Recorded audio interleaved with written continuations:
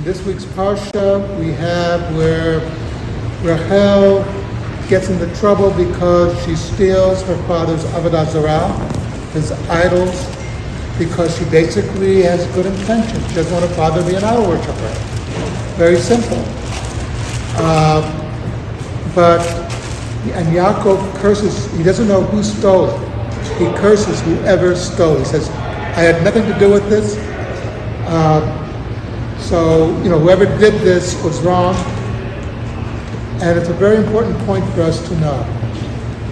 Sometimes we see people doing something that we give them all sorts of excuses for. Now, those people don't know, between 1905 and 1917, in Tsarist Russia, there were three political groupings. The reactionaries, who wanted the Tsar to stay autocratic, the cadets, who were basically the liberals, and the SRs were the revolutionaries. The revolutionaries were going around committing crimes, including thousands of murders of Tsarist officials. Whether or not they deserved to be killed or not was a separate issue. The fact was, they were committing these crimes. The cadets, or the liberals, would excuse everything the revolutionaries did. Because they said, well, we disagree with it, but they had their reasons, you understand. And it's like, you have to understand where they're coming from. And how did it all end up? Among the first people the communists put against the wall and shot were the cadets. In other words, people who defended them were the ones who got it first.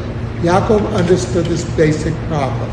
If you permit illegality, no matter how justified that action was, it will lead to disaster. It will lead to what happened what became the Soviet Union. Or mixed dancing. So in other words, he understood you have to obey the law even when you disagree with the results. So to think about, as we enter Shabbat, Kaddish Rabbanim.